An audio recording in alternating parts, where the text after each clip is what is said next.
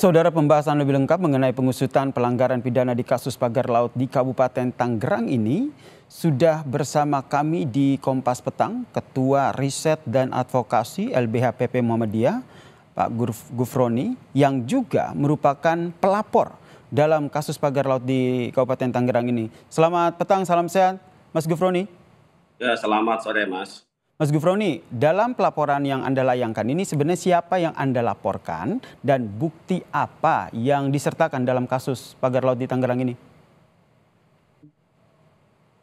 Ya, jadi ini kan sebenarnya laporan kita atau pengaduan kita ini kan sudah cukup lama ya, tanggal 17 Januari 2025, dan sekarang kan sudah memasuki babak baru. Nah, dari 7 nama yang kita adukan kan salah satunya adalah Kepala Desa Kohod ya, Bapak Arsin, yang memang kami yakini terlibat ya dalam soal pemagaran laut.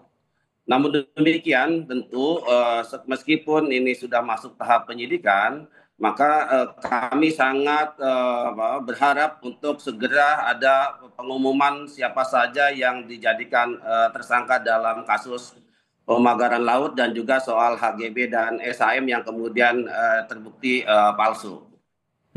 Kalau kita lihat kan pelapor lain juga menginformasikan bahwa sebenarnya sudah ada 3 sampai 4 tersangka. Anda sudah mendapatkan informasi itu soal perkembangan kasus ini? Ya, betul, memang kami sudah mendengar ya bahwa akan ada beberapa orang tersangka dan bisa jadi nanti jumlahnya bisa bertambah ya.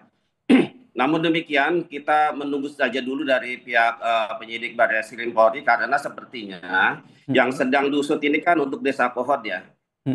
Kita belum mendengar apakah 16 desa juga termasuk yang masuk dalam tahap penyidikan ini.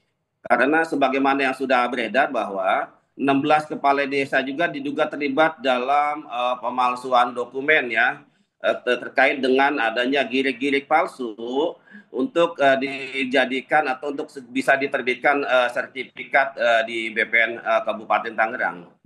Tadi Anda bilang sudah mendengar informasi soal ada 3 atau 4 nama tersangka begitu. Ini jumlahnya saja atau Anda sendiri sudah mendapatkan informasi siapa sebenarnya tersangka? Kalau untuk siapa saja tersangka, tentu kami belum bisa memastikan ya. Tapi yang pasti bahwa untuk tersangka awal mungkin ya kita bisa sebut misalnya Kepala Desa Kohod. Karena secara terang benderang memang terlibat dalam terbitnya HGB dan SHM palsu ini. Ini sudah Dan kami juga terkonfirmasi oleh pihak kepolisian? Ya, oleh pihak kepolisian. Oh baik, berarti menurut Anda informasi yang Anda dapatkan dari polisi ini salah satu tersangkanya yang nantinya akan diumumkan adalah Kepala Desa Kohod ini ya? Ya, betul. Jadi kita punya keyakinan bahwa Kepala Desa Kohod ini yang nanti akan bisa ditetapkan sebagai tersangka untuk tahap awal ya. Karena ini kan melibatkan banyak pihak, puluhan orang dari 16 kepala desa, oknum BPN, kemudian dari pengacara yang mengurus terkait dengan permohonan penerbitan ini. Jadi artinya banyak pihak dalam kasus ini yang bisa dijerat sebagai tersangka. Banyak pihak kemudian sudah diperiksa Kepala Desa Kohod. Menurut Anda siapa lagi yang harus Anda dorong pihak dari polisi untuk diperiksa? Ya, termasuk yang sudah disampaikan oleh Pak Menteri Nusron bahwa ada 6 ya atau 7 pejabat BPN yang sudah dipecat. Maka tentu oknum-oknum BPN yang terlibat dalam penerbitan HGB dan ASM juga harus segera ditetapkan sebagai tersangka karena sudah terang alat buktinya ya terkait dengan adanya penerbitan HGB dan SHM itu yang belakangan ternyata itu adalah ternyata memang menyalahi aturan dan terindikasi ada tindak pidana di situ.